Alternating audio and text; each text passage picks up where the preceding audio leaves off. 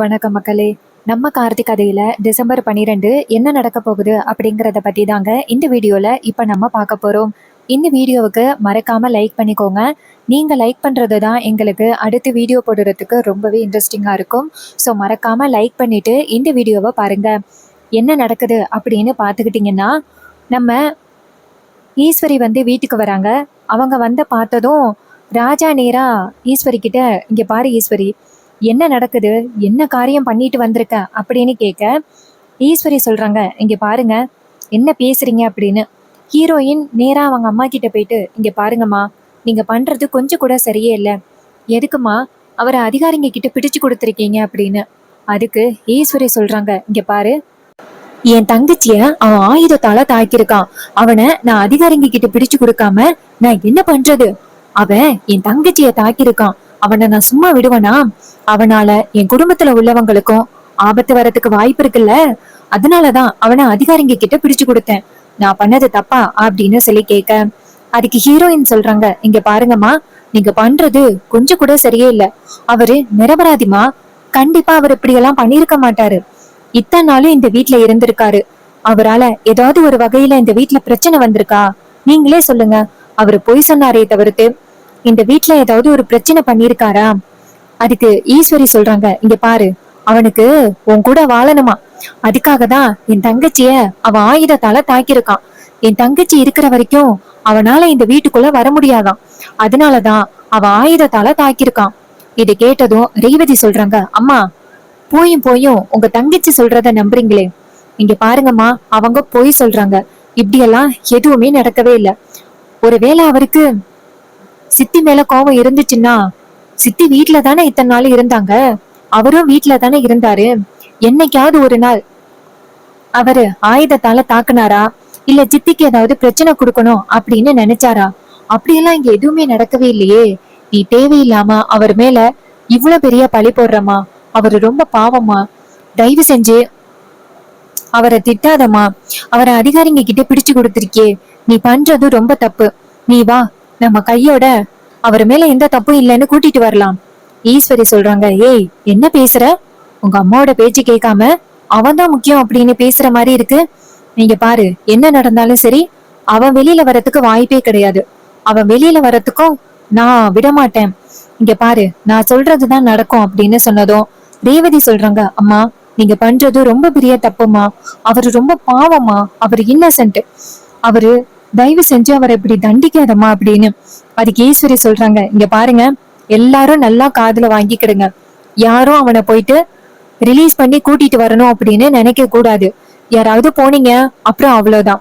அதுக்கு ஹீரோயின் சொல்றாங்க, இங்க பாருமா, அன்னைக்கு அவரு சொன்ன ஒரே ஒரு வார்த்தைக்காக மட்டும்தான் இந்த வீட்டை விட்டு வெளியில போக கூடாது அப்படின்ட்டு நான் இங்கே இருக்கேன்.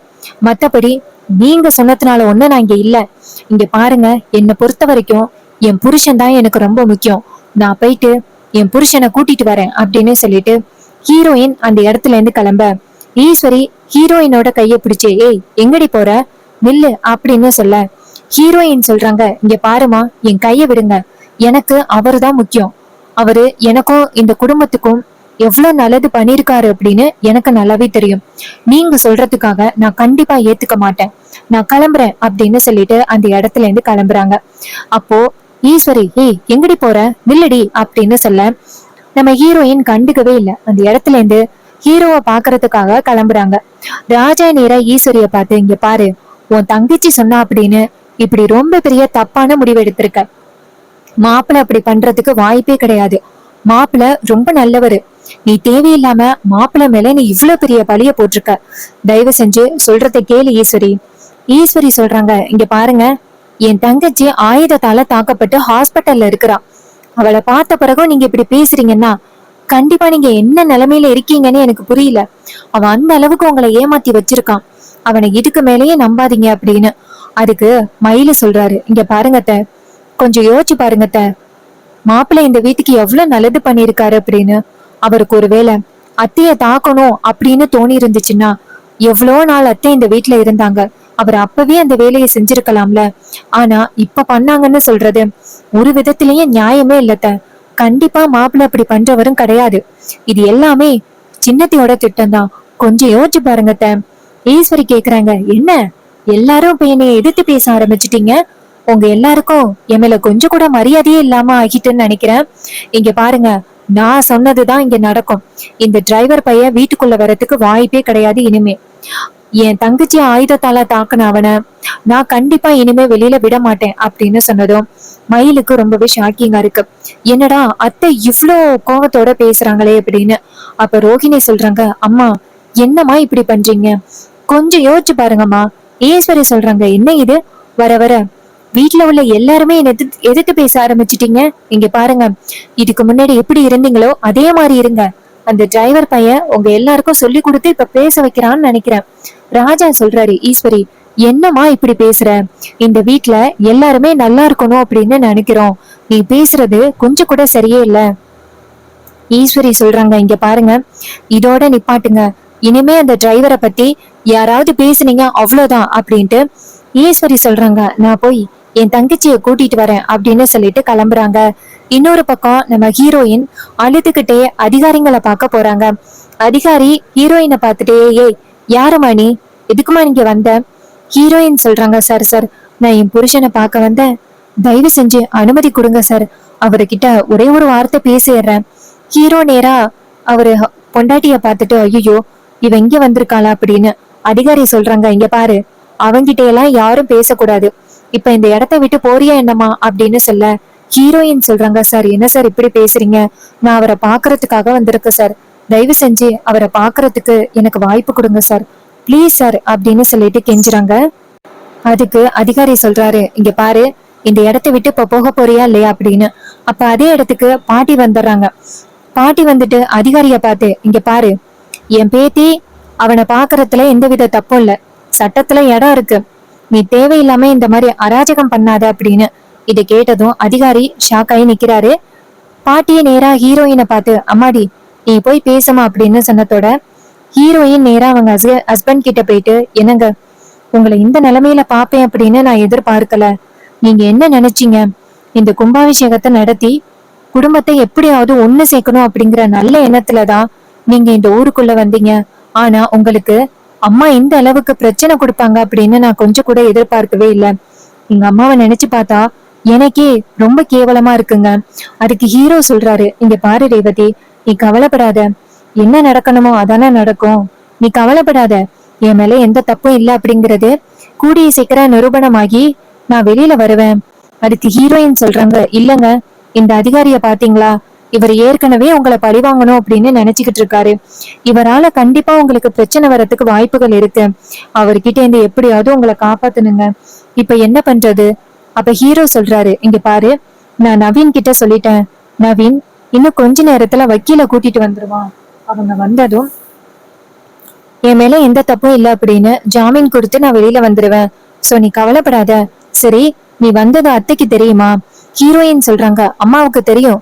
என்ன போக கூடாது அப்படின்னு சொல்லி ரொம்ப கட்டாயப்படுத்தினாங்க. நான் எப்படி வராம இருப்பேன்? நீங்க எவ்வளவு பெரிய ஆபத்துல இருக்கீங்க, உங்களை பார்க்க வராம என்னால இருக்க முடியுமா? அதனாலதான் நான் வந்துட்டேன். இதை கேட்டதும் ஹீரோ சொல்றாரு, இங்க பாரு, அத்தைக்கு ஏற்கனவே கோவம் இருக்கு, நீ இந்த மாதிரி பண்ணியனா பிரச்சனை ஆகிறாது. ஹீரோயின் சொல்றாங்க, பரவாயில்ல இருக்கட்டும், என்ன பிரச்சனையானாலும் பரவாயில்ல, நான் எப்படி வந்துட்டு இதெல்லாம் பாத்துக்கிட்டு இருப்பேன். இங்க பாருங்க, நீங்க கவலைப்படாதீங்க, உங்களை எப்படியாவது நான் வெளியில கொண்டு வந்துடுறேன் அப்படின்னு. ஹீரோ சொல்றாரு, சரி, இந்த இடத்துல இருக்கிறது உனக்கு ரொம்பவே ஆபத்து, அந்த அதிகாரியால எதுவும் பிரச்சனை வர்றதுக்கு வாய்ப்பு இருக்கு, நீ போ பாத்துக்கிறேன் அப்படின்னு. ஹீரோயின் சொல்றாங்க, கவலைப்படாதீங்க, உங்களை எப்படியாவது நான் வெளியில கொண்டு வந்துடுறேன் அப்படின்னு.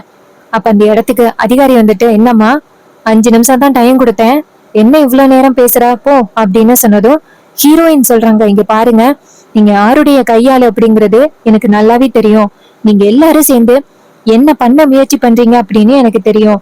ரொம்ப நாள் உங்களோட திட்டம் எதுவுமே செல்லுபடியாகாது. நான் சீக்கிரம் இவரை காப்பாத்தி கொண்டுட்டு போயிருவேன் அப்படின்னு. அதிகாரி சொல்றாரு, சரி சரி பேசிட்டியல்ல அப்படின்னு சொன்னதோட ஹீரோயின் ரொம்ப கவலையா அந்த இடத்துல இருந்து, என்னங்க நான் போயிட்டு வரேன் அப்படின்னு சொல்லிட்டு அந்த இடத்துல இருந்து கிளம்புறாங்க. இத பார்த்துட்டு நம்ம ஹீரோ ரொம்பவே வருத்தப்படுறாரு, பாவம் ரேவதி அப்படின்னு.